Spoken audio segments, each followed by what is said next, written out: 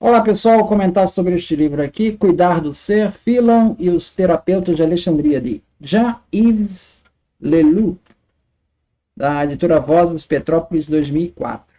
Então ele vai falar de um texto de Philon de Alexandria sobre os terapeutas. Ele vai trazer a tradução do texto e vai fazer alguns comentários, né? Então ele vai falar, nesse texto, Philon fala de uma comunidade que vivia ali próxima ao lago Mariotes, que fica no norte do Egito, próximo à cidade de Alexandria. Então, ali era uma região que era fonte de água, após esse lago aí, e também uma rota comercial. Então, esses terapeutas a que se refere o Philon de Alexandria, eles também são citados ali por Eusébio Cesaré, História Eclesiástica 2,17, e que o Eusébio interpreta como sendo precursores do cristianismo, mas aí é por conta dele, né? Ele é que está fazendo essa comparação. O Philon não faz nenhuma referência a cristianismo, tá? Isso é uma conclusão do Eusébio. Dada essa forma monástica que eles tinham de vida, parecida com o que veio posteriormente ser os primeiros cristãos, né? O movimento monástico cristão,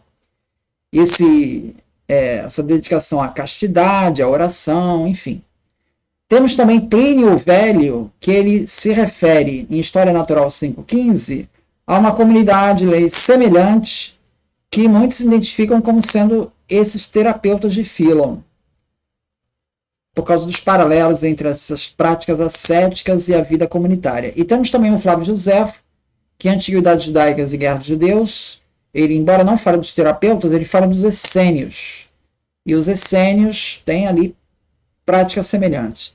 Aqui na página 22, ele vai discutir essa questão, o Jean Leloup, né?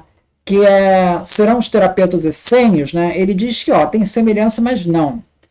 Porque ele diz assim, não nos parece de modo algum que eles sejam essênios. O modo de vida dos terapeutas, como dos essênios, é sóbrio e exigente, todo dedicado ao estudo das escrituras. Mas falta totalmente ao nosso texto essa dimensão apocalíptica própria dos escritos essênios. Ali a vinda do Messias não é iminente, e entre eles não se forma nenhum exército contra as forças das trevas, que se opõem à vinda dele. A atitude para com as mulheres dos enfermos é bem diferente. Nenhum artigo da regra os exclui. Aliás, nem a regra, como também não há nenhum mestre, no sentido tão poderoso como nos escritos de Qumran. Seria preciso ainda assinalar alguns detalhes, como a unção do óleo, o dia do sábado. Os essênios rejeitavam qualquer unção e toda massagem. Mais significativa ainda é a importância da solidão dos terapeutas, ao passo que os essênios insistiam na necessidade de uma vida em comum, tá? Então, tem semelhanças, mas é diferente, né? Aqui o Leloup, ele vai falar também, aí na página 31, né, que os terapeutas no tempo de Philon eram considerados, esse nome terapeuta, esse vem lá da Grécia, e esse nome está associado ao cuidar do outro pela oração, tá? Tem essa vinculação.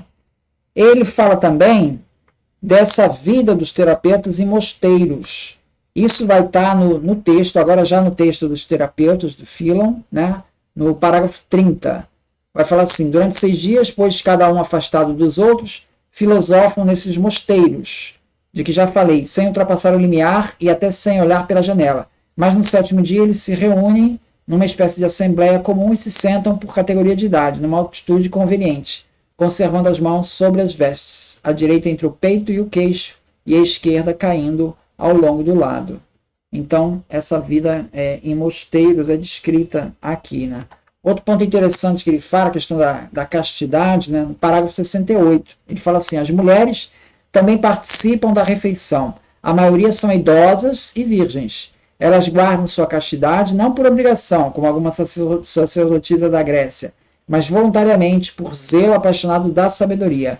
Ávidas de viver com ela, essas terapeutas são livres quanto aos prazeres do corpo e anseiam não por uma prole mortal, mas imortal, que só a alma amada de Deus pode gerar, sendo a semente paterna um raio ininteligível que a torna capaz de contemplar os segredos da sabedoria. Então aqui, depois o Lilup vai comentar que há quem diga que essa perspectiva de virgens recebendo a semente de Deus, né, possa ter aí os cristãos ter extraído alguma coisa, ter tido algum tipo de influência aqui dos terapeutas. Tá? Essa noção de nascimento virginal pode ter essa origem, tá? Nos terapeutas. Prosseguindo ainda, o conceito de logos, né? Isso vai aparecer na obra do Philon, tá? Então o Philon vai dizer assim, não em referência aos terapeutas aqui, mas ele vai falar assim: a palavra divina logos theos não tomou forma visível, pois ela não se assemelha a nada que dependa da sensação. Ela mesma é a imagem de Deus, a mais venerável de todo o conjunto dos inteligíveis, estabelecida junto ao único ser que existe verdadeiramente, sem distância alguma que nos separe. Tá? Então, outro ponto que ele destaca: o terapeuta não é uma pessoa de quem se supõe saber, mas uma pessoa de quem se supõe sabia escutar. Achei interessante essa questão do escutar, né? Outro ponto que ele destaca é a questão da interpretação alegórica, aqui já no texto dos terapeutas, tá? No texto dos terapeutas, ele fala assim, no parágrafo 78, as explicações dos textos sagrados são feitas de acordo com o sentido escondido nas alegorias. De fato, para esses homens e o código da lei, como um todo, é semelhante a um animal. Seu corpo representa os mandamentos expressos. Sua alma, o sentido invisível encerrado na letra. Nesse sentido invisível, a alma racional começa a contemplar de maneira particular as coisas que lhe são familiares e observa as belezas extraordinárias dos pensamentos que se refletem nas palavras como num espelho. Pela explicação e pela revelação dos símbolos, são os pensamentos desvelados que são colocados à luz aos olhos daqueles que, com um pouco de memória que têm, podem contemplar as coisas invisíveis através das visíveis. Então, essa leitura do sentido escondido nas alegorias do código da lei das escrituras, né, é uma perspectiva que está lá no texto dos terapeutas, tá? Outro ponto que ele vai destacar aqui, já o Leloup falando, tá? Ele vai falar que essa questão do prazer, né, dentro da perspectiva da obra do Philon, né? Ele vai fazer assim: assim a busca do prazer nos faz desviar-nos da meta. Ela é fonte de ilusão. Nós nos apegamos ao reflexo e perdemos a luz. Isso aqui é bem platônico, né? A terapia proposta por Philon para tratar aquilo que ele considera como patologia vai começar pelo domínio dos sentidos, porque os sentidos geram prazer. E o prazer é um dos grandes fatores de alienação da criatura humana.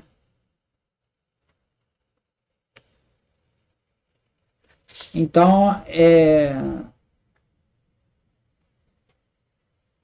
nesse ponto que ele traz que o prazer nos desvia. Não, o objetivo não é matar o desejo, né? Mas é orientar o desejo para aquilo que realmente é permanente, e não para um prazer temporário, né?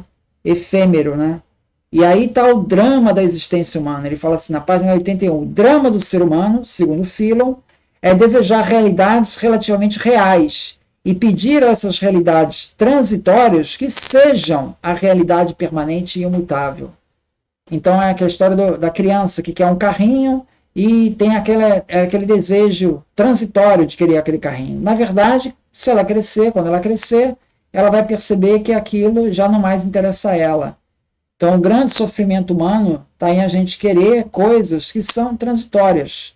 Aí é que vem essa questão da orientação do desejo, né? Não é eliminar o desejo, mas orientar o desejo para aquilo que realmente vai trazer elevação para a gente. Diz aqui no página 82, o verdadeiro Deus não quer a morte do desejo, mas que viva. Por isso ele não o sacia, como fazem os ídolos. Cuidar do desejo consiste então em orientá-lo para o ser. Tá? Então esse é o ponto chave aí para a busca da felicidade, né?